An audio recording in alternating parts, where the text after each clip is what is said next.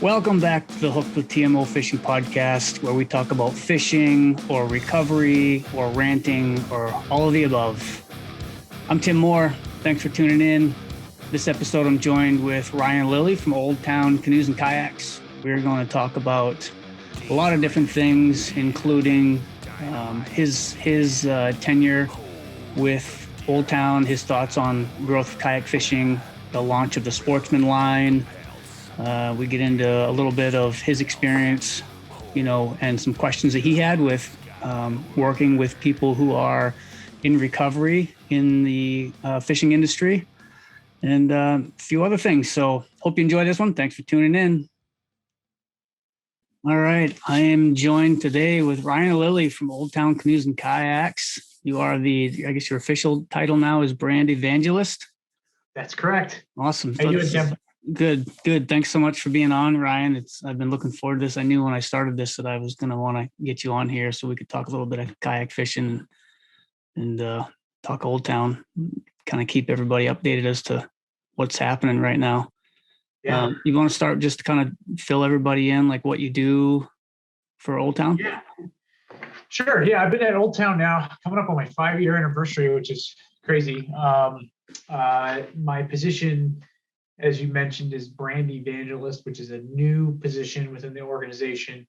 So really still trying to figure out exactly the ins and outs, but really what falls on my shoulders for responsibility is I'm responsible for consumer engagement and content is really at a macro level what I'm responsible for. So that encompasses social media,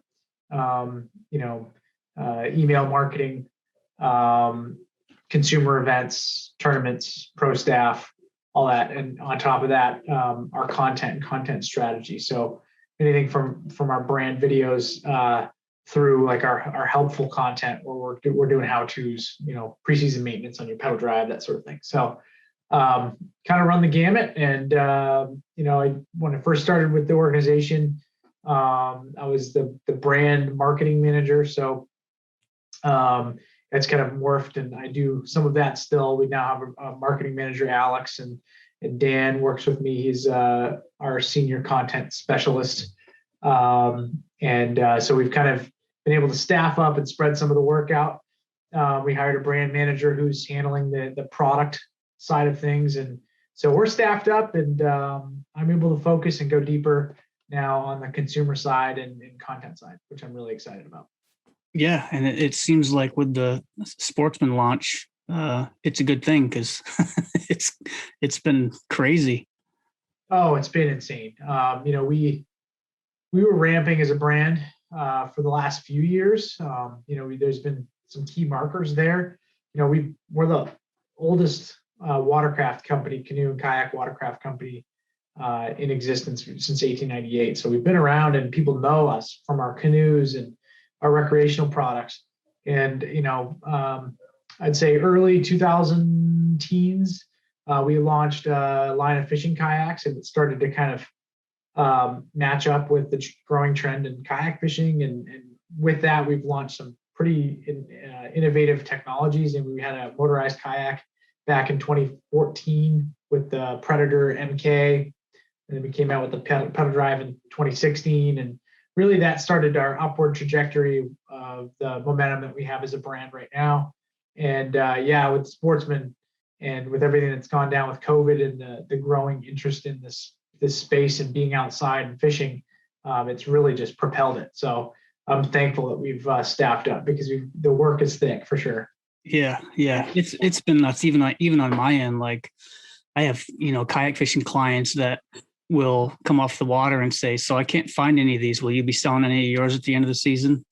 Because they're just, it's when things are really, you can probably find them in retailers right now, but once things got going last summer, it was like, poof, they were disappearing. Like they were coming off of trucks. You were seeing retailers post Facebook photos of receiving shipments, and within days they were all gone. Kittery Trading Post was selling out as fast as they could get them in. It was crazy. Yeah. This last year's been a really exciting one for, what we do. Really the growth that we've seen in our space has been driven by fishing until last year when COVID hit. And then everybody wanted to be outside and on the water. And, kayaking, canoeing is one of the most socially distant things you can do. And enjoying time outside. And so, we already had that momentum on the fishing side and the growth of, expensive kayaks and the demand for high-end kayaks has really been, been a reality for us for the last handful of years, but it was the recreational side that was kind of slow. And then this year, our momentum on the fishing side and all that we're selling through on the fishing side, coupled with the added demand of people wanting to get outside recreationally, it's just been the whole business. And like you mentioned it's really hard for people to find boats right now because they're selling before they even get to the retailer. Yeah, it's crazy. I remember I was at Gator Trading Post one day last year, and they had a Sportsman autopilot sitting in the lobby, and I was doing some product spotlight videos. And I said, let's do a quick one on this one. And they published it and it sold that day. They were like, it's gone. As soon as people realized that there was one sitting there, somebody came right in and bought it. Cause there were people scouring the country willing to drive, tens of hours to go pick them up. Yeah. I've seen that a handful of times, on our owners groups on Facebook, seeing people, driving several states away because they found the model that they wanted. They live in Arkansas, they're driving to Florida, and vice versa. It's really cool to see just how hot the Old Town kayak line is right now. Yeah, it's pretty awesome. And then there's definitely a lot of COVID growth there, but it's no secret that kayak fishing has been growing leaps and bounds. And I don't know, maybe it's just my perspective, but it seemed like it was really growing fast in the early teens. And then it seemed to kind of almost not quite plateau, but the growth slowed. And then all of a sudden it seemed like it just took off again. And then COVID hit, and it was just, that's just a whole other ball game.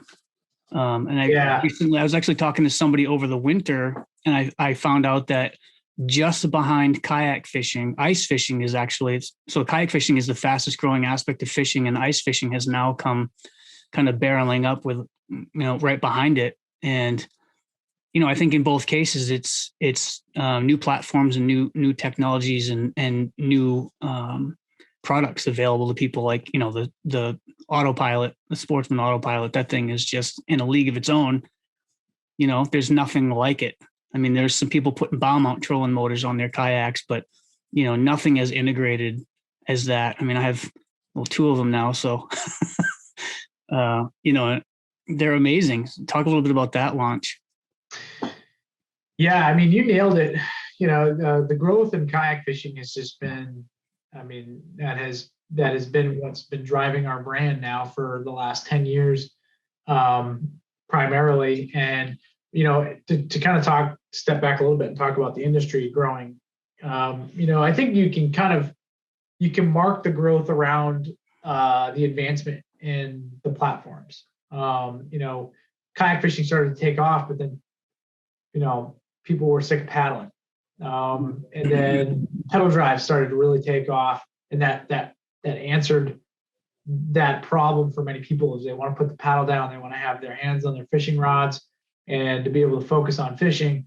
And so, with the growth on the pedal kayak side, that amplified growth even more because people realized they could sell their paddle kayaks or keep their paddle kayaks and buy pedal craft that kind of answered the issue that they're having, or the challenge that they faced before as a kayak angler. And then, to see motors really start to take off, that really accelerated growth even more. And as these technologies and advancement on the platforms have ever increased, and as competition has become more fierce within the space, it's only helped to promote the sport of kayak angling to a greater audience. And the general bass market has taken notice. We've noticed a lot more. You see a lot more professional bass anglers getting into fishing kayaks on their time off. The Bassmaster guys are getting in kayaks when they're not competing. So a lot of that is just it's grown a lot with the technology advancements in the kayak platforms. And so, with us growing as a brand, we started to just introduce models along the way. We had the Predator line initially, and we introduced some technology within that. And then, there was more people coming to the sport, and we saw an opportunity to introduce a new line of kayaks back in 2017, 2018 called Topwater line, which was a little bit more price friendly for people that wanted to get into their first fishing kayak or their first pedal kayak. And so, we had the Predator line, we had the Topwater line, but then we had this new technology with our integrated Minn Kota motors that we wanted to launch. We also understood that we needed to kind of clean up our line because it was kind of confusing when you came in as a consumer to understand, what's the difference between a Predator and Topwater? Why would I choose pedal over motor or motor over paddle? And so we had some work to do to make it a lot friendlier for someone that's new to the sport to come in and figure out what they needed for a platform. So we took the opportunity to not just launch our new Minn Kota technology in a kayak, but to totally recast our line and to make it a lot friendlier and easier for someone to come in and shop our line. So that's why we rethought, what we were doing, and we cast the new Old Town Sportsman line. And what that allowed us to do is bring kind of the greatest hits from Predator and Topwater, as well as have a home for the new technology to live and to make it easy, because now we've got a line of kayaks that are pedal or motor, and every single product within the Old Town Sportsman line all have similar feature set. So whether you're someone that's on a budget that can only afford a paddle kayak right now, you're still getting the same basic features that even the autopilot have. You get the accessory tracks, you've got padded floors, you've got a premium seat, comes with at least one forward-facing rod holder, and you've got your tackle box. So it's just a great way for someone to come in, even if they don't have the money initially, or they're kind of just dipping their toes in, they at least are a part of the same club as the autopilot owner. And it gives them a family to be a part of, a community to be a part of, and then maybe an upgrade path if they want to add to their fleet or to upgrade as they get more and more into the sport. And so it was really an opportunity for us to grow our brand even more and make our consumers' experience a lot easier coming in and shopping our products. So I don't know if that answers your question, but that was really the purpose behind Old Town Sportsman. And the launch was unprecedented. I mean, it was incredibly successful. We had, the stars aligned, and we were able to launch before COVID. We used Bassmaster Classic as our launch platform, and it was wildly received, and we were, selling them left and right. And then shutdowns happened, and demand started to increase even more. And so here we are today, and we're still the demand is incredibly high for the Sportsman line, all models, as well as a lot of our recreational products. Yeah, that did answer my question. And then the Sportsman launch was going to be my next question. I don't know if I've ever seen anything like it. It was just so well received and such mayhem. A lot of it was around the autopilot, but once people figured out okay, so the big water is the same as the Predator, and they figured out what was what, that it was all the same boats, just one name. It was after all, everyone got done complaining oh, I hate the name and what's the point? And, oh, they're just trying to make money. And then I think what they saw is exactly what you were shooting for. Was a lot of people saw this continuity, it's just the Sportsman. Which Sportsman do you want? And I wasn't a big fan of the name at first. I was I don't know how I feel about Sportsman, but I know marketing people know their jobs, and I know that you guys are really good at what you do at Old Town. And I was just you know what, it's probably going to catch on. And after saying it a few hundred times, it won't sound so weird anymore. and Yeah. And that's totally been the case. And to watch that launch, I mean, I'm a pro staffer, but I'm also a user and a consumer, and to watch that launch and to have people come book guided trips with me just so they can use one of those boats. Like when I got, it was a big water 132. I've had Predator PDLs for years, and it was the same boat, but I had a guy book a trip because he wanted to be the first one in it because he wanted to see if there was anything different from the Predator. No kidding. Yeah. And it just was like, I couldn't even, things I couldn't have even imagined that would happen as a result of that launch. And I don't know if it was you that referred to it as probably the most successful product launch in Old Town's history. Absolutely. Yeah.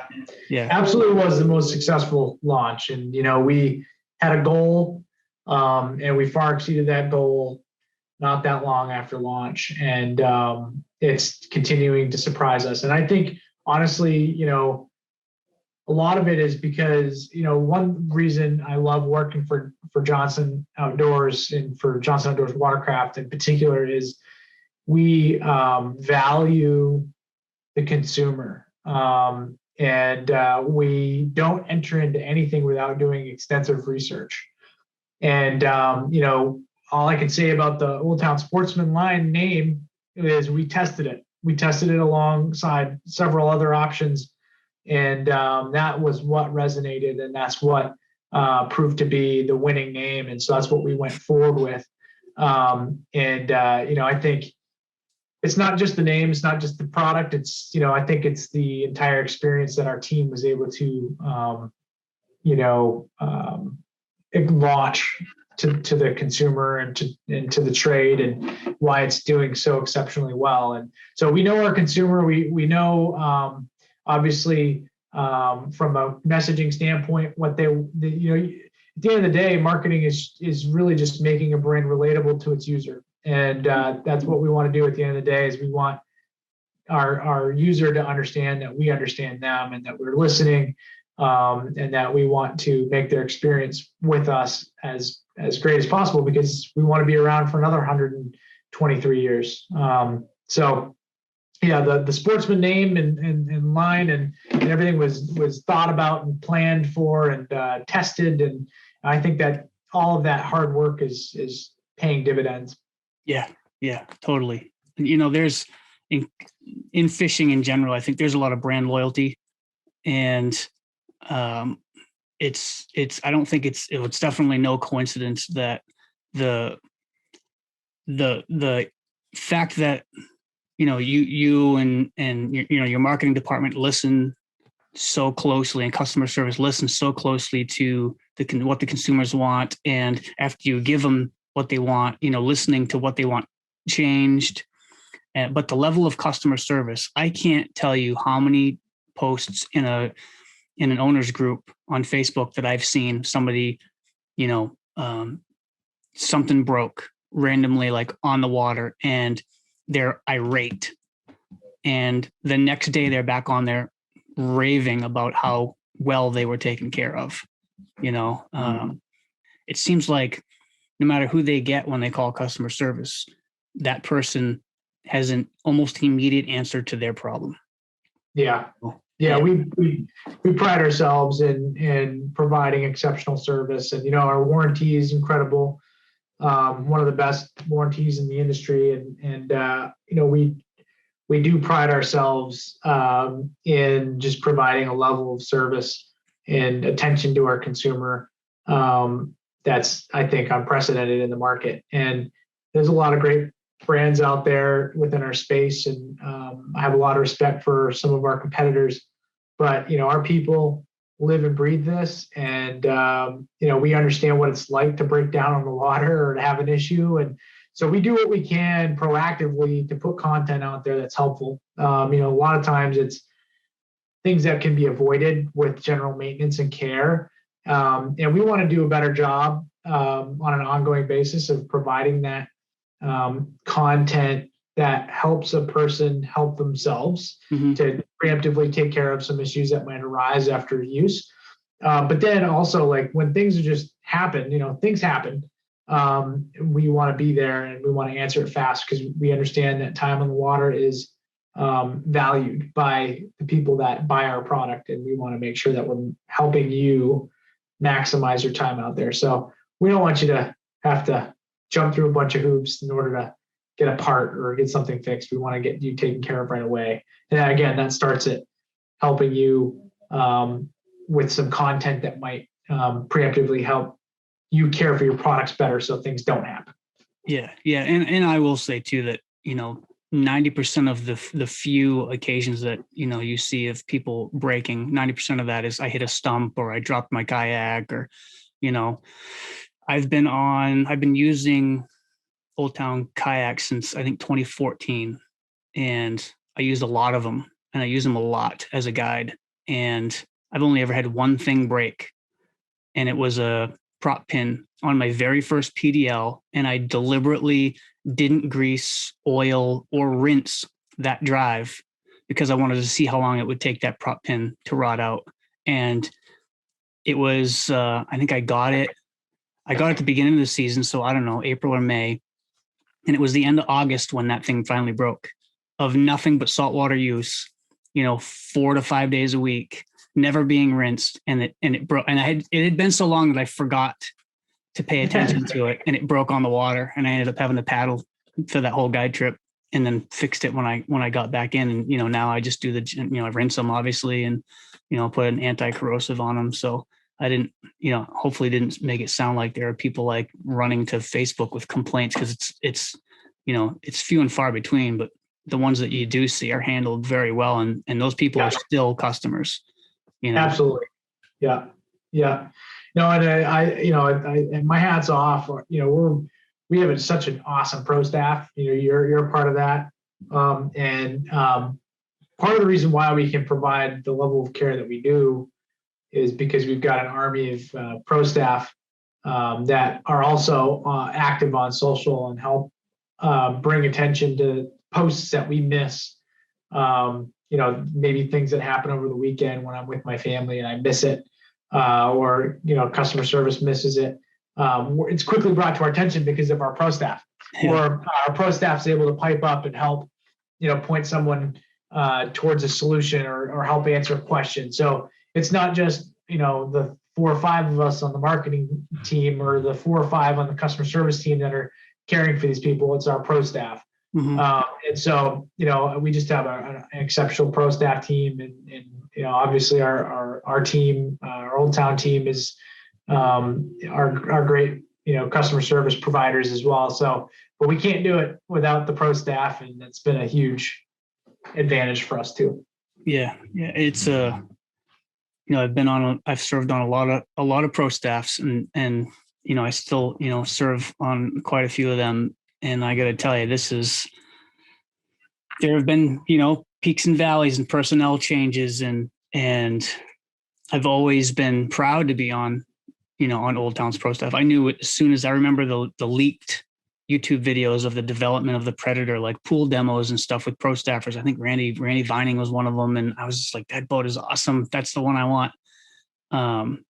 But since you came along, I remember I was just thinking back today to the first time we met was at Striper Fest. It was like September. That's right. You hadn't been on. I mean, what month did you start? June of that year. So yeah, it hadn't been very long. And I think I had worked that event the year before, and working it with you was totally different. And I just knew, I was like, this guy is definitely a breath of fresh air. And what you and Dan and the rest of the team have done with the pro staff has been incredible. I mean, everybody's really happy, and it's not just so much about what we get, what you give us, or what we get. It's how included everybody feels and how valued all the pro staffers feel. Yeah, it's thank you. I mean, that's super kind. We again can't do it alone, so it's it definitely serves both the pro staff and us, both ways. But the way we've looked at it honestly is we need a strong and healthy pro staff to help us promotionally, obviously, but also to help provide the early feedback on product testing. You've been a part of early product testing. When we had early prototypes of what is now the autopilot and some other products along the way. Looping in professional anglers and water folks to help test and validate our products is key. Yeah. And so when we invest in the pro staff, there's a lot of pro staffs out there that they'll accept anybody, and you get a pack of stickers and a slap on the back, and everybody's on the pro staff. It's watered down and it doesn't mean anything. And that's one thing that Dan, yeah, exactly. That's one thing that Dan and I wanted to make sure that we worked to avoid is we want to build a pro staff that people want to desperately be on. Mm-hmm. And then when we have the pro staff, it's, we've selected and we've worked to find the best of the best in every region that are going to be with us for years and that provide value, not only to us as a brand, but to the people in their communities. And, it's a huge brand building exercise for us, an investment, not only in our brand building, but also our product development. And so, it's one of those things that when you're on the team, you're part of the family. There's high expectations, but we also take really good care of our pro staff. And I think that's starting to pay dividends. It's taken a handful of years to get it to where it's at now. And my hat's off to Dan for a lot of the early groundwork that he's laid for for what the team is now. But, Dan and I, in our newer roles within the organization, we're able to dedicate a lot more time and energy and love into the pro staff program. And I don't know, man, the last 24 months has been pretty exceptional, in my opinion. Nice. Yeah, it's been pretty cool to be a part of. I know that, to watch the success of that launch and to see, all the hands, that were involved from, design and development and marketing and, promoting the products. And it's just, it's definitely, I don't think I've ever seen anything really like it in the fishing industry as long as I've been involved. And it's been pretty cool. That's awesome. What, so I know a lot of people are, probably scrambling, looking for boats and, what is availability looking like this spring for the Sportsman line for people that might be interested? Yeah, demand is really hot, as we've talked about at length already. I would encourage people to, if you really want to get into an Old Town Sportsman boat, especially some of the key models like the Autopilot, the Big Water PDL, the Pedal 120. I would call around, obviously start with your local retailer because you're not, truckloads are going out daily and retailers do get truckloads of these things. A lot of them are pre-sold, but, it can be a little bit of whack-a-mole right now. So I'd make sure to call your local retailer and then expand your search zone. And we even have some retailers that ship. So like Black Hall Outfitters in Connecticut or Nautical Ventures down in Florida, or, there's a handful of retailers that have storefronts that they can sell a boat to you if you show up curbside or if you want to go in the store. But then you also have the ability to buy a boat online and have it shipped to you. ACK, there's LL Bean, there's a number of retail partners of ours that ship. So I, scour your local retail network. You can go to our website and look at our dealer locator, but then also give a call to our retail network that also sells online and ships to your door. And it's always a good exercise too. A lot of our retailers are pretty active on our closed groups on Facebook. So if you join the Old Town Sportsman Owners Group, a lot of them will kind of tip their hand a little bit and say, hey, I just got a shipment. I got 3 autopilots available, first come, first serve. And so you kind of get a little bit of that insider baseball as a part of that group. So if you're listening or watching this, you're considering purchasing an Old Town Sportsman boat, I would go join that group and get a little bit of inside baseball on when stuff arrives at certain retailers. Nice. All right, let's shift gears a little bit. So this podcast has been in my brain for a while, but I knew I wanted to, being a recovering alcoholic, I knew I wanted to incorporate that into the podcast. And not everyone has to be about, recovery, but I would like to touch on them whenever I can. But my question was, how do I talk about that to my friends in the industry that aren't in recovery? And my girlfriend one day said, she works in that field, and she said, there's probably nobody alive that hasn't been affected in some way by somebody with a substance use disorder, alcoholism, or, the drug addiction of any kind. And then she was like, well, they all know you. So at the very least, they can talk about what it's been like to work with you. Yeah. One of the things that I noticed for a lot of people that don't suffer, have never suffered from any substance use disorder, is they don't always know how to act around people that have, like people like me. Like when I get around, they don't, you'll see sometimes if they're having a beer on a beach, they'll put it away, or is it okay to have one of these in front of you? Or, they feel, kind of weird about hanging out with people that, that don't drink, for instance. And, I think there's definitely, that consideration is always kind. And I'm at a point, in my sobriety where I'm pretty neutral to it. So I don't really, it could be a root beer, it could be a cold beer, it could be a cup of coffee. It doesn't really stand out to me anymore. Pretty neutral to it. But it's not that way, and I'm sure you've probably known someone along the line that, is either has or is struggling, or maybe people in the industry. I guess talk a little bit about what it's, what your experience has been like. I'll say in the industry, working with people that are in recovery, or that you've seen maybe, enter recovery. Yeah. No, before working on the Old Town brand, my first part of my career was actually in the ski and snowboard side of the industry, which, is a pretty big party scene. Yeah. Especially on the trade side. When you're working for the brands, you go to trade shows, you go to events. There's a lot of drinking, a lot of drug use. And so the early part of my career, just around a lot of folks that are using and abusing. And, so that was definitely, I grew up in a pretty conservative background. And so it was always very unique for me and a new experience for me to kind of early in my career to kind of be around that. Mm-hmm.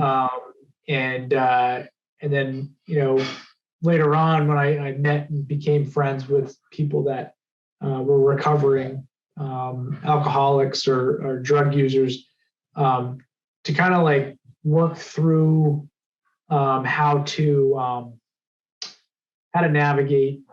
Is it okay if I have a drink in front of you? What's your comfort level? And just trying to be sensitive about towing that line, because I definitely came from career-wise a space that was again heavy alcohol use, heavy drug use, widely accepted, almost too accepted, to being around some folks that struggled with it and trying to understand what was okay and what wasn't. And so I think that, the people that I know, just like you, I think are very gracious and understanding. And, I think it can be awkward though. And I guess I'd love to talk to you about that. It's like, do you appreciate when someone does kind of shuffle that beer away, or when they ask you, is this okay? Do you like that checks and balances, or would you rather them just carry on and ignore it? I don't like it when my recovery makes anyone else uncomfortable.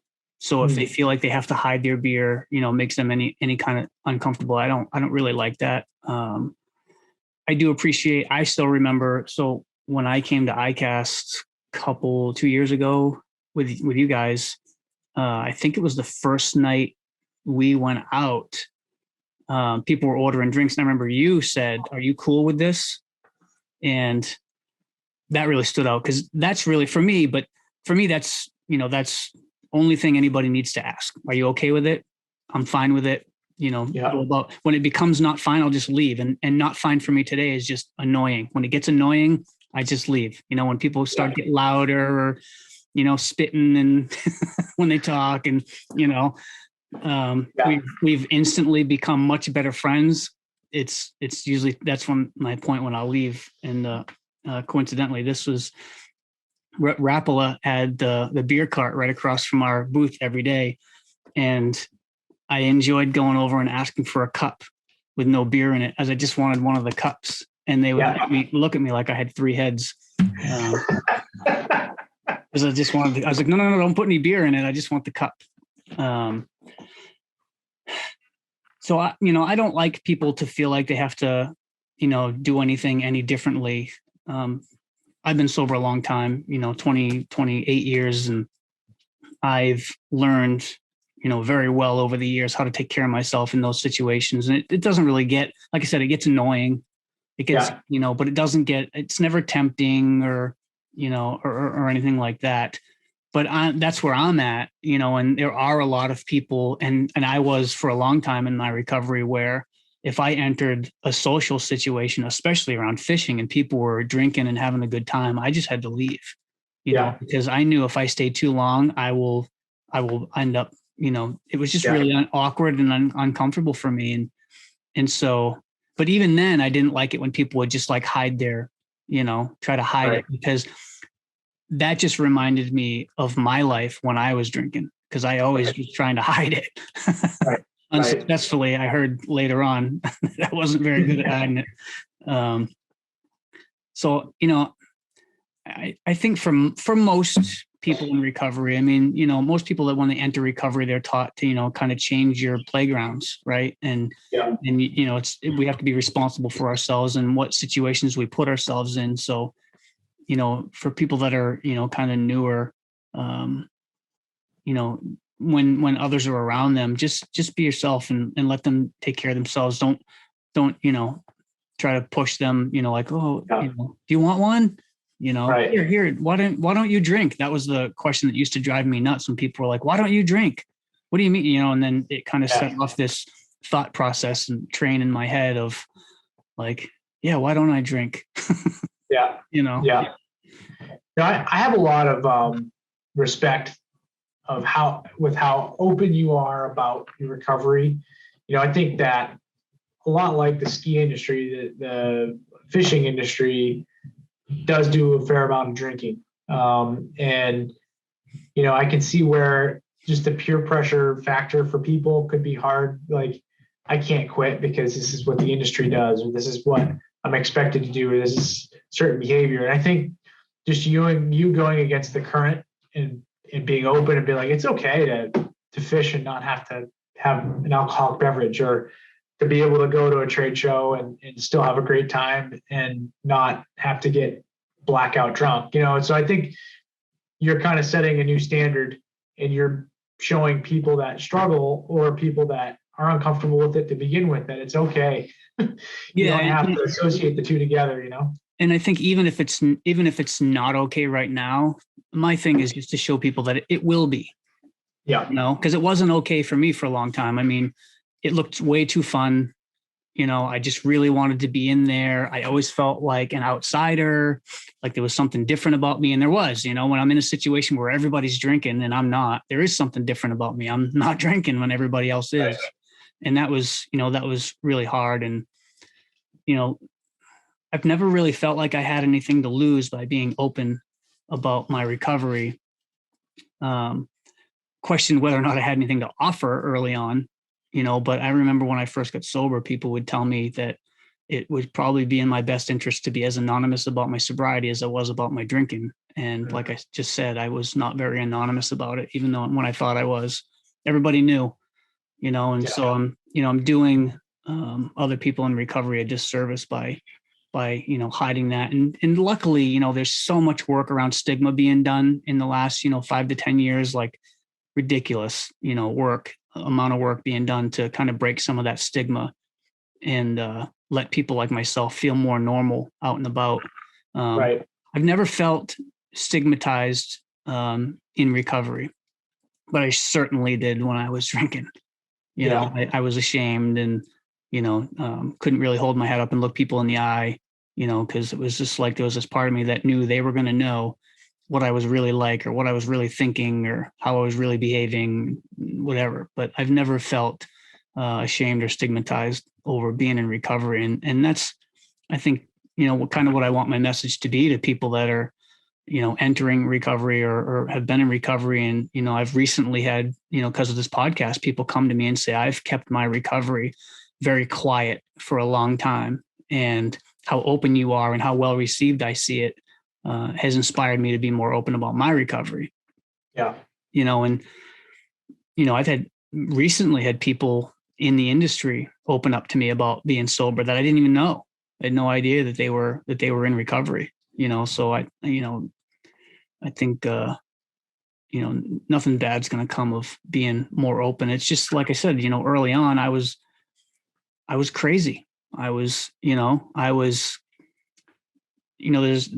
say that if you remove the alcohol from a drunk jerk, you're left with a jerk, and I was that jerk for a long time. I didn't know really how to handle myself in situations, and I, had a lot to learn. And so I think just showing people that, you can come out of that, and if you're in one of those situations, where you feel like it's not okay for me to be here.